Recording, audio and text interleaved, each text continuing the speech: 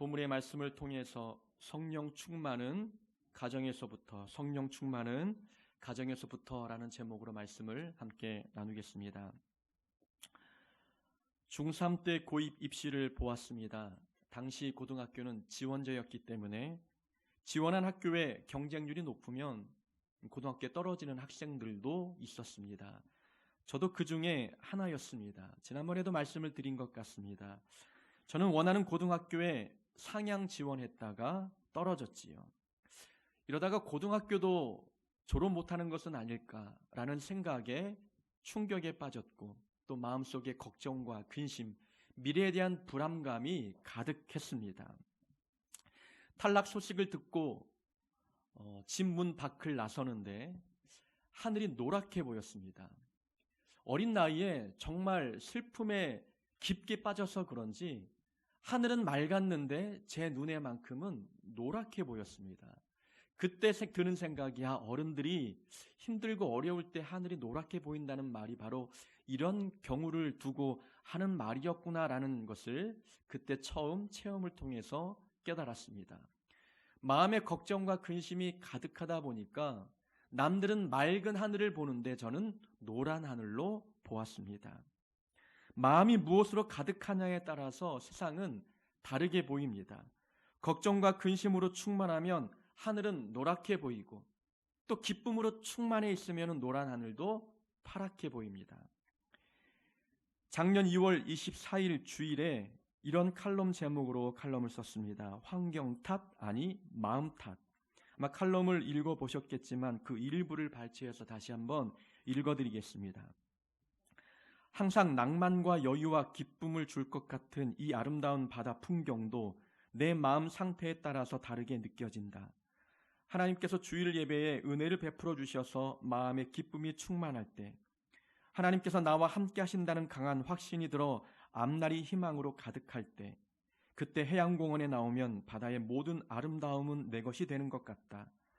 바다에 떠다니는 배들은 다른 날과 크게 다르지 않은데도 괜히 더 힘차게 항해하는 것 같고, 공원을 거니는 사람들의 발걸음은 더 활기차 보인다. 사람들의 웃음소리는 내 마음속의 기쁨과 장단이 맞는지 흥겨운 노랫소리도 들린다. 그러나 세상의 모든 무거운 짐을 나 홀로 지고 사는 것처럼 근심이 가득하면 그 아름다운 바다 풍경도 나에게는 모두 이질감으로 다가온다. 바다를 더 운치 있게 만들어주던 고기잡이 배는 어부의 고단한 삶이 묻어나는 것 같아 외롭게 보이고, 홀로 서 있는 하멜 등대는 여전히 관광객들의 사진 배경이 되어주고는 있지만 왠지 쓸쓸해 보인다. 사람들의 웃음소리는 내 마음을 몰라주는 것 같아 야속하게 느껴지기도 한다. 마음이 평안하지 않으니 똑같은 풍경인데도 행복을 느끼기보다는 오히려 공허함만 가중된다. 동일한 환경인데도 어떤 경우에는 행복을 느끼다가도 어떤 때에는 슬픔을 느낀다. 이유가 무엇인가? 마음 때문이다. 마음이 기쁨으로 충만해 있으면 아름답지 않은 풍경도 아름답게 보입니다. 그러나 마음에 근심이 가득해 있으면, 걱정으로 충만해 있으면 아름다운 풍경도 아름답지 않게 보입니다. 마음에 무엇이 가득하냐에 따라서 세상은 분명 다르게 보이기 마련입니다. 그렇다면 우리 마음에 성령으로 충만해 있다면 어떨까요? 우리 마음에 근심만 가득해도 하늘이 노랗게 보이고, 때로는 마음에 기쁨이 가득해도 정말 모든 것이 아름답게 보이는데, 이렇게 감정 하나에 따라서도 세상이 다르게 보이는데, 성령 하나님이 내 마음에 충만히 거하실 때 우리 세상은 분명 다르게 보이지 않겠습니까? 내가 살아가는 삶의 환경도 다르게 보일 것이고 사람도 다르게 보일 수밖에 없습니다. 성령 충만한 상태가 어떤 상태인지 아빠와 아들의 비유를 통해서 말씀을 드리면 이렇습니다. 어린 아들이 아빠와 손을 잡고 길을 걸어갑니다. 어린 아이들이 혼자 걸어가기에는 이 세상 험난하지 않습니까? 그래서 아빠는 항상 어린 아이들과 외출할 때는 손을 잡고 걸어갑니다. 한참 걷다 보니 이 어린 아들이 힘들어지는 겁니다. 오르막길을 걷기에는 너무 어렵고 또 오르막길을 지나면 가시밭길이 보입니다. 아들이 한숨을 쉬면서 지쳐갑니다. 어떻게 이 힘든 길을 걸어갈 수 있을까 불안해할 때 짠해 보이는 아들을 바라본 아빠가 그 아들을 번쩍 들어 품에 안습니다. 아들은 기분이 좋아집니다. 아빠 품에 안기니 마음이 기쁘지요. 아빠 품에 안겨서 바라보는 세상은 걸어갈 때 보는 세상과 달랐습니다. 오르막길이 훨씬 수월해 보였고 가시밭길을 걸어가도 전혀 문제가 될 것 같지 않았습니다. 오히려 아빠 품에 안겨 걸어가는 가시밭길은 오히려 즐겁고 재밌었습니다. 이 아빠 품에 안기는 그 순간이 성령 충만한 순간입니다. 우리가 예수 믿을 때에는 예수 믿기 시작하면서부터 성령님이 우리 안에 거하십니다. 평소에는 하나님과 손을 잡고 걸어가듯 그렇게 동행하며 걸어갑니다. 근데 어렵고 힘들고 고난을 만날 때 하나님 우리를 번쩍 들어 안아주실 때가 있습니다. 그때는 우리 마음에 하나님의 큰 사랑이 부어지지요. 하나님의 크신 사랑이 부어지니 마음도 큰 기쁨으로 가득해집니다. 그럴 때 바라보는 세상은 달라 보이지요. 걱정, 근심은 작아 보이고 소망이 크게 보입니다. 부족했던, 그래서 불평거리가 가득했던 삶의 환경은 이제는 감사로 충만해지기 시작합니다.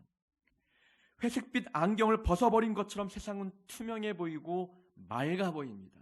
하늘이 노란 게 아니라 파랗게 보이기 시작하는 거죠. 바로 이것이 성령 충만한 거예요. 환경도 다르게 보일 뿐만이 아니라 사람을 바라볼 때도 다르게 보이는 거예요. 내 마음에 성령으로 충만하니까 기쁨이 가득하고 그럼 옆에 있는 사람이 원수가 아니라 나에게 기쁘고 즐겁고 또 예쁘고 아름다운 모습으로 보이는 것입니다. 참으로 귀한 존재구나. 이분이 참 나에게 감사한 존재구나. 라는 마음이 들기 시작하는 것. 그것은 바로 내 안에 성령이 충만하기 때문에 그렇습니다. 그렇다고 성령 충만은 체면에 걸린 상태가 아닙니다. 아니, 미웠던 사람이 갑자기 예뻐 보입니다. 이건 체면에 걸린 게 아니라 성령 충만은 내가 변화된 것입니다. 성령님은 우리의 생각을 변화시키고 마음 상태를 변화시킵니다. 상대방을 이해하는 폭이 넓어지게 만들어주시고 또 그를 긍휼히 여기고 불쌍히 여기는 마음이 들게 합니다. 그래서 그를 충분히 용서할 수 있는 용기를 마음에 불어넣어 줍니다. 내 힘으로 되지 않았던 모든 일들, 그 모든 관계가 성령 하나님의 도움으로 회복되어지는 일들이 있게 되지요. 바로 성령으로 충만한 사람은 세상도 다르게 보이고 사람도 다르게 보입니다. 우리는 성령 충만에 대해서 오해할 때가 많습니다. 성령 충만함을 받으면 마치 정신을 잃고 횡설수설하고 황홀경에 빠진 그런 상태가 되는 것처럼 착각합니다. 그러나 성령 충만은 그런 것이 아니죠. 성령 충만이 무엇이냐? 다른 말로 표현하면 이성 충만입니다. 이성 충만이 좀 우리에게 생소하게 들릴지도 모르겠지만 성령님이 충만하면 이성이 충만해지는 거예요. 오늘 성경 18절에 보면은 술 취하지 말라. 이는 방탕한 것이니 오직 성령으로 충만함을 받으라 말씀합니다. 술 취함과 성령 충만함을 같은 선상에서 우리에게 소개하고 있습니다. 그래서 많은 사람들이 술 취한 상태와 성령 충만한 상태가 비슷하기 때문에 이렇게 같은 18절 안에 같이 우리에게 말씀해 주고 있구나라고 생각합니다. 술 취하면 정신이 혼미해지잖아요. 내가 무슨 말 하는지도 모릅니다.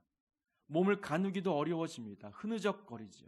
성령 충만함이 이러해서 이렇게 바울이 우리에게 술 취함과 성령 충만함의 비슷함을 소개하고 있구나 생각하겠지만 바울은 그 정반대 이야기를 하고 있는 거예요. 술 취한 것처럼 성령 취하지 말라라고 이야기하는 겁니다. 술 취하는 것처럼 성령 충만하지 말라고 우리에게 말씀합니다.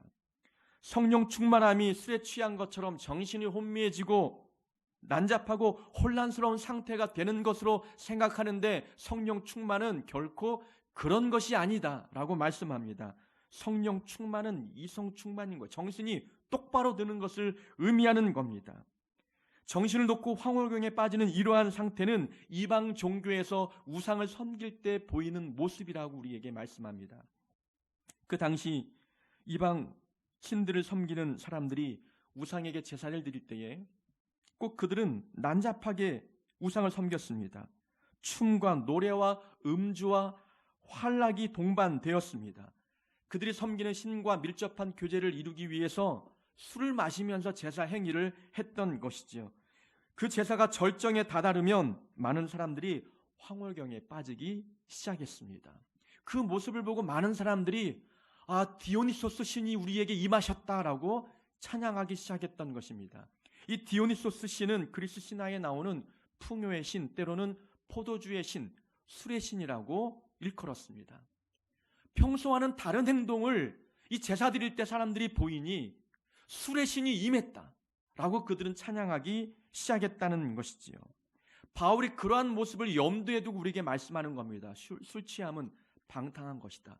그런 식으로 성령 충만한 것은 성령 충만한 것이 아니다라고 우리에게 말씀합니다. 너희들은 그렇게 하지 말라. 성령 충만은 이성 충만이다. 정신을 똑바로 차리는 것이다라고 말씀합니다.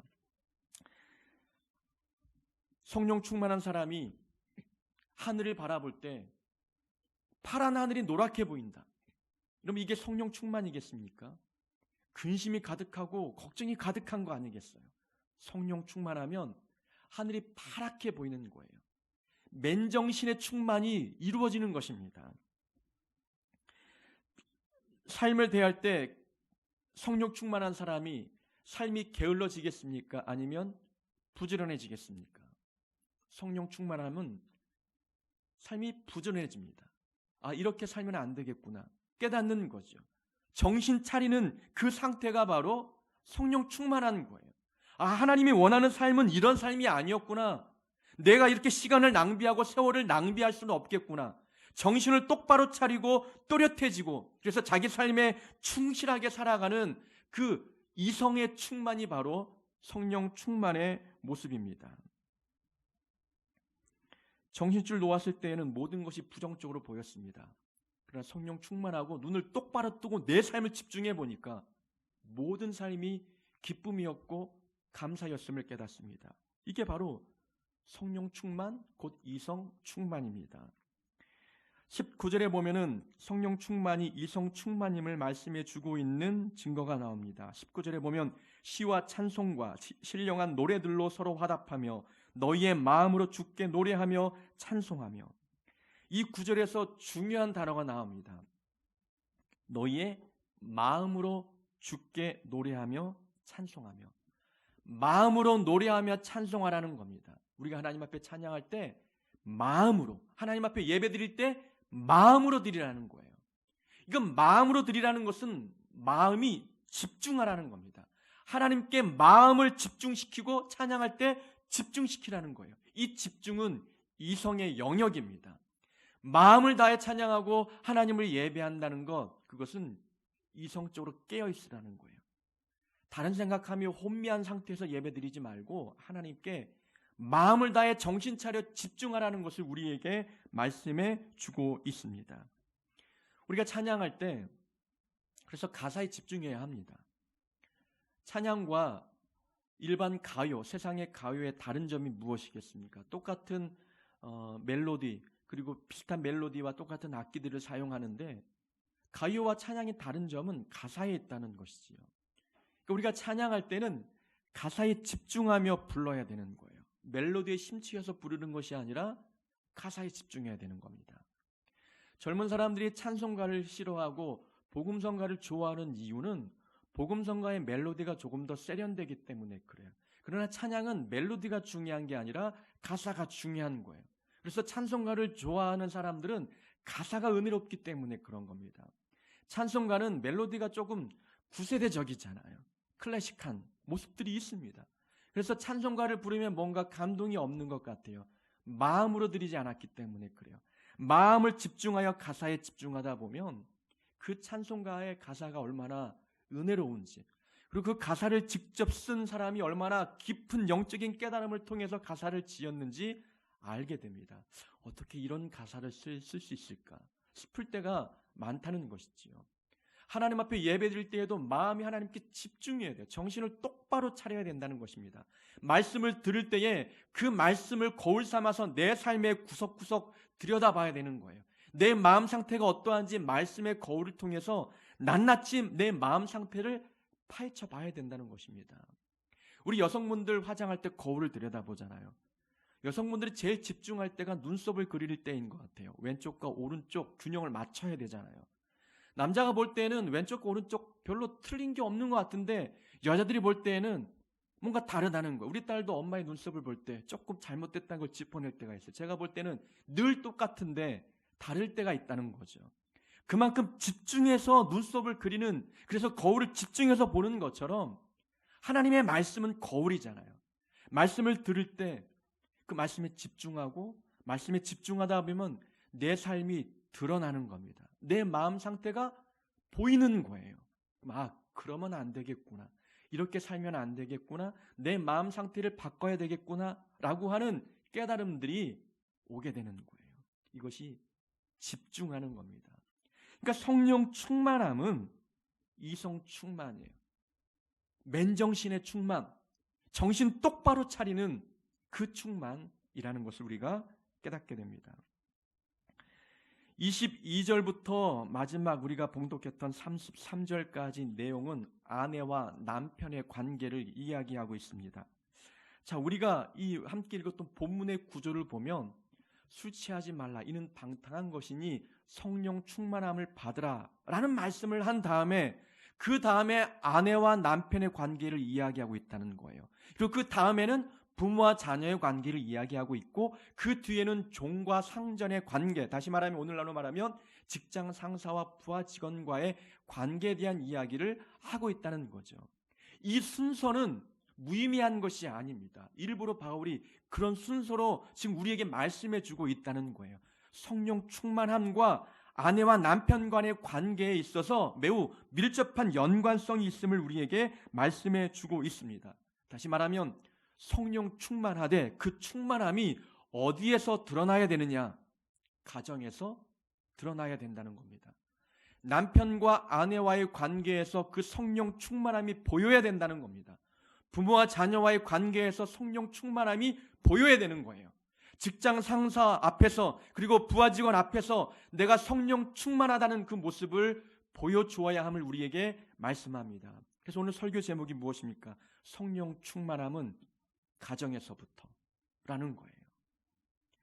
성령 충만함이 첫 번째가 이성 충만이라면 두 번째는 성령 충만은 일상의 충만입니다. 삶의 충만인 거예요. 내 삶의 일상의 자리에서 은혜 충만한 것이 바로 성령 충만임을 우리에게 말씀합니다. 많은 사람들은 교회에서 충만한 것이 성령 충만이다. 기도실에서 방언하며 황홀경에 빠진 그런 기도실에서의 상태만 성령 충만하다 말합니다. 그러나 오늘 바울은 우리에게 성령 충만하면 남편과 아내의 관계, 부모와 자녀와의 관계, 종과 상전의 관계, 내 삶의 일상에서의 충만함, 그것이 바로 성령 충만임을 우리에게 말씀해 주고 있습니다. 과거에 중등부를 맡아 가르칠 때가 있었습니다. 그래서 중등부를 맡을 때 항상 여름이면 단기 선교를 갔습니다. 몽골도 다녀오고 인도네시아도 다녀왔지요. 단기 선교를 떠나기 전에는 모여서 준비 기도하는 시간도 매일 있었고 또 가서 보여드려야 할 공연도 매일 모여서 연습을 했습니다. 잘 모이는 학생이 있는 반면에 잘 모이지 않는 학생이 있어요. 평소에 교회도 잘 다니지 않는데 단기 선교 간다고 하니까 엄마가 억지로 보내는 거예요. 이 아이가 단기 선교 다녀오면 해외 나가서 선교지에 가서 보고 오면 뭔가 좀 성령 충만해서 돌아오지 않을까 기대감에 아이를 그냥 등더미로 보낸 경우가 많습니다. 부모님이 그런 기대를 갖는 것은 잘못된 것은 아니죠. 근데 저는 다른 생각이 있는 거죠. 많은 사람들은 선교지에 가면 성령 충만해서 올 거라고 생각합니다. 그러나 지금 준비 과정에서 성령 충만하지 아니하면 선교지에 가서 아무 일도 일어나지 않는다는 거죠. 내 일상에서 성령 충만하지 아니하면 선교지에 가도 어떤 일도 일어날 수 없는 거예요. 우리가 가정에서 성령 충만하지 아니하면 교회 와서 백날 예배 드려도 이 안에서 어떤 변화도 일어나지 않습니다. 여러분, 선교지에서 성령 충만한데 가정에서는 그냥 아무 일도 하지 않고 있다. 그게 성령 충만이겠습니까? 아니라는 것이지요. 성령 충만은 자기 삶의 자리에서부터 시작되어야 합니다. 일상의 충만이 성령 충만이기 때문에 그렇습니다. 그럼 우리 일상의 부부 관계를 한번 봅시다. 22절부터 아내와 남편의 관계에 대해서 말씀하고 있는데, 아내들아 자기 남편에게 복종하기를 주께 하듯 하라. 여성분들이 싫어하는 구절이지요. 아니 복종할 만해야 복종하지요. 아니 무슨 조선시대도 아니고 복종 이야기를 합니까? 라고 말하는 분들이 계십니다. 여자가 종이냐? 복종하게. 이런 반감도 들법한 말씀입니다. 오늘 본문 말씀이 우리에게 주는 의미가 있다는 것이지요. 이것은 누구에게 하는 말입니까? 일반적인 아내에게 하는 것이 아니라 성령 충만한 아내에게 하는 거예요. 아내들이 성령 충만하면 남편에게 복종한다는 거예요. 오늘날 남편에게 복종하는 여성을 바라보면서 조선시대 여성이라고 이야기하겠지만, 그러나 하나님이 볼 때는 성령 충만한 아내인 거예요. 남편에게 순종하는 아내는 정말 성령 충만한 아내인 거예요. 어떻게 그럴 수 있느냐 말하겠지만 성령 충만하면 복종과 순종이 가능한 겁니다. 남편들에게도 말씀하고 있습니다. 남편들아 아내 사랑하기를 그리스도께서 교회를 사랑하시고 그 교회를 위하여 자신을 주심같이 하라. 예수님이 교회를 세우기 위해서 십자가 위에 죽은 것처럼 남편들은 자기 아내를 자기 목숨처럼 사랑하라고 우리에게 말씀해 주고 있습니다. 세상은 이렇게 남편을, 아내를 자기 목숨처럼 사랑하는 남편을 바라볼 때 애처가 공척을 하고 말합니다. 그러나 기독교에서 말하는 그런 남편의 모습은 성령 충만한 남편인 거예요. 남편도 성령 충만하면 아내를 사랑할 수 있는 겁니다. 그럼 여기서 문제가 발생돼요. 그럼 누가 먼저 해야 되느냐라는 거예요. 이걸 갖고 또 따지는 분들이 계셔요. 사랑이 먼저냐 순종이 먼저냐. 어떤 사람은 성경에 보니까 아내들에게 먼저 말씀하고 있으니 아내가 먼저 복종해야 된다. 복종하는 걸 보면 사랑하겠다라고 말하는 사람도 있습니다. 그러나 33절에 보면은 남편에게 먼저 말하고 있죠. 남편들은 아내를 사랑하면 아내가 남편을 존경한다라는 말이 33절에 나온다는 거죠. 성경에 누구에게 먼저 말씀하느냐, 이 순서는 중요하지 않아요. 여러분, 누가 먼저 해야 되겠습니까? 아내입니까? 남편입니까? 오늘 본문에서 말하고자 하는 것은 딱 한 가지입니다. 성령 충만한 사람이 먼저 해야 된다는 거예요. 남편이 성령 충만하면 먼저 사랑을 베풀어야 되는 것이고, 아내가 성령 충만하면 아내가 먼저 해야 된다는 거예요. 그래서 먼저 믿은 사람이 먼저 섬기는 일들이 있게 되는 거예요. 하나님을 먼저 만난 사람, 그래서 성령 충만함을 먼저 경험한 사람이 가정 안에서 먼저 복종하든 아니면 사랑하듯 하는 일들이 있게 됩니다. 미운데, 원수 같은데 어떻게 복종하고 어떻게 사랑합니까? 성령 충만한 사람에게는 이것이 전혀 문제가 되지 않는 거예요. 자존심? 그건 전혀 문제가 되지 않죠. 성령으로 충만하면 기쁨이 충만한데 이 사람이 다르게 보이는 거예요. 그 일이 가능해진다는 겁니다. 성령 충만하면 하나님의 사랑이 내 안에 부어진 거잖아요. 그럼 그 사람이 다르게 보이는 겁니다. 복종하고 또 사랑하는 일, 누가 먼저 해야 되느냐 따지기보다 성령 충만한 사람이 먼저 하는 겁니다. 억지로 되는 것이 아니라 성령 충만하면 자연스럽게 그 일이 가능해집니다. 그래서 성령 충만은 가정에서부터, 그리고 일상 충만이 성령 충만임을 우리에게 말씀해 줍니다. 20절과 21절에 보면은 말씀하고 있습니다. 범사에 우리 주 예수 그리스도의 이름으로 항상 아버지 하나님께 감사하며 그리스도를 경외함으로 피차 복종하라. 자, 20절에는 하나님과의 관계에 대해서 말씀하고 있고 21절은 가족 안에서 서로와의 관계에 대해서, 이웃과의 관계에 대해서 말씀하고 있습니다. 자, 성령 충만하면 하나님 아버지께 감사하게 된다라는 겁니다. 한글 성경에는 항상 아버지 하나님께 감사하며 라고 말하고 있지만 영어 성경에 보면은 모든 것을 아버지 하나님께 감사하며 라고 나옵니다. 모든 것에 대하여 감사가 일어난다는 거예요. 그러니까 성령 충만은 다른 말로 말하면 감사 충만입니다. 모든 것이 감사해지는 거예요. 그러면 그 모든 것 안에는 누구도 포함되는 겁니까? 아내도 포함되고 남편도 포함되는 거예요. 자녀에게는 부모도 포함되고 부모에게는 자녀도 포함이 되는 겁니다. 남편이 고맙고 아내가 감사하고 자녀는 부모가 고맙고 부모는 자녀가 감사한 거예요. 이런 감사의 충만이 일어나는 것입니다. 이런 말이 있죠. 사랑받으면 요구사항이 줄어든다. 아내가 남편에게 사랑받으면 요구사항이 줄어들어요. 남편도 아내에게 사랑받으면 요구사항이 줄어듭니다. 하나님께 사랑받는 성도는 하나님께 요구사항이 줄어들어요. 오히려 감사가 넘칩니다. 우리는 삶에 늘 부족함만 보일 때가 있잖아요. 그래서 환경이 문제인 줄 압니다. 그러나 성령 충만하여 하나님의 큰 사랑이 내 안에 막 부어지면 상황이 다르게 보이기 시작하는 거예요. 내 작은 이 피조물 내 마음속에 창조주 하나님의 놀랍고 큰 사랑이 확 부어지면 눈이 번쩍 뜨이잖아요. 그래서 지금까지는 내 삶의 부족함이 내 마음의 불평과 불만을 일으킨다고 생각하고 있었습니다. 그러나 문제는 환경에 있었던 것이 아니라 내 마음이었습니다. 마음이 공허하니까 삶이 풍족해도 채워짐이 없는 거예요. 근데 하나님의 사랑이 막 부어지니까 내가 부자가 된 것 같아요. 하나님의 사랑으로 내 마음이 기쁨으로 부유해집니다. 그럼 환경은 달라 보이고 내 삶이 감사의 삶이었구나. 하나님 앞에 감사 충만한 모습으로 예배드리는 일들이 있게 되는 것입니다. 그런 감사의 조건 속에 배우자가 들어간다고 생각해 보십시오.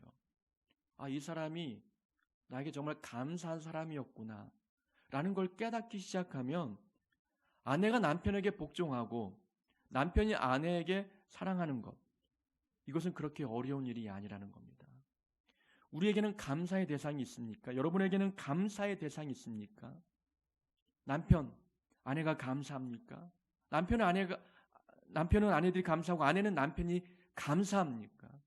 정말 성령이 충만하면 모든 것이 감사하고 모든 사람이 감사한 겁니다. 화요일에 서울에 좀 다녀왔습니다. 서울 사역했던 교회 목사님을 찾아뵙고 스승의 날 그 은혜의 감사의 뜻을 전했습니다. 선물만 보내도 되었을 텐데 일부러 얼굴을 보러 좀 찾아갔지요. 좀 마음이 이전과 좀 달랐기 때문에 그랬습니다. 코로나 사태가 벌어지고 난 뒤에 목천교회에서 보내준 선교 헌금이 너무나 감사한 거예요. 분명 서울에 다양한 직장을 갖고 있는 사람들, 성도들 중에는 직장을 잃은 사람도 있을 것이고 또 월급이 감봉된 사람들도 있을 텐데 그 어려운 상황에 꼬박꼬박 매월 선교헌금을 보내주는 그 일은 쉬운 일이 아니겠다는 생각이 드는 거예요. 그 전에는 그냥 감사하게 받았지만 코로나 사태 이후에 받는 그 선교헌금은 감사가 더 크더라고요. 마음의 감사가 커서 주중에 한번 장문의 편지를 써서 목사님께도 드렸고 또 게장을 또 하나 준비해서 직접 찾아가서 얼굴 뵙고 인사를 드렸습니다. 감사한 마음이 있으면 그 먼 거리도 찾아가는 게 그렇게 어려운 일이 아닌 거죠. 그 사람이 감사하면 그 사람을 위해서 하는 일이 결코 어렵지 않다는 겁니다. 남편에게 복종하라. 아니 하나님 내 상황도 모르고 이렇게 조선시대 발언을 하십니까? 따질 문제가 아니라는 것이죠. 남편 보고 아내를 사랑하라. 목숨만큼 사랑하라. 라는 이 말이 시대에 뒤떨어진 말씀이 아니라는 겁니다. 성령 충만한 사람은 이 말씀에 반감이 일어나는 게 아니라 이해가 되는 거예요. 이거 어려운 일이 아니구나 라는 일들이 있게 됩니다. 상대가 감사한데 아니 이 사람 존재 자체가 나에게 감사한데 어찌 사랑하지 않고 어찌 복종하지 않을 수 있겠느냐라는 거예요. 그러니까 이 성령 충만함은 감사가 충만한 겁니다. 하나님의 내게 부어주신 상황도 감사하고 내게 주신 복도 감사하고 그리고 내게 주신 사람도 감사한 거예요. 성령 충만함은 다른 게 아니라 감사가 충만한 것입니다. 가정의 달입니다. 우리 가정이 행복하려면 여러분 방법은 내가 성령 충만해야 합니다. 성령 충만은 교회에서 사역할 때만 필요한 것이 아니라 내가 내 가정에서부터 그 성령 충만함이 시작되어야 합니다. 성령 충만은 이성의 충만이고 일상의 충만이며 감사의 충만입니다. 이성이 충만해서 내 삶에 집중할 수 있어야 합니다. 정신 차려야 합니다. 그리고 내 일상의 충만이 이루어져서 남편과 아내의 관계가 서로 복종하고 사랑하는 이 관계로 회복이 되어야 합니다. 감사가 충만해서 하나님을 생각할 때마다 늘 감사하고 내 환경을 볼 때마다 항상 감사하며 사람을 볼 때마다도 감사가 우리 안에 넘쳐야 합니다. 우리가 예수 믿는 이유는 구원받기 위함도 있지만 그러나 그것을 넘어서서 내가 내 삶의 자리에서 그리스도인답게 사는 겁니다. 아내는 남편 앞에서 그리스도인답게, 남편은 아내 앞에서 그리스도인답게, 목사는 성도들 앞에서 그리스도인답게 살고 성도도 모든 사람들 앞에서 그리스도인답게 사는 거예요. 왜냐하면 성령 충만은 일상의 충만이기 때문에 그렇습니다. 성령 충만함은 가정에서부터 출발되어야 합니다. 우리 하늘빛교회 모든 성도님들은 성령 충만하셔서 늘 가정이 화목하고 평안할 수 있기를 주의 이름으로 축원합니다.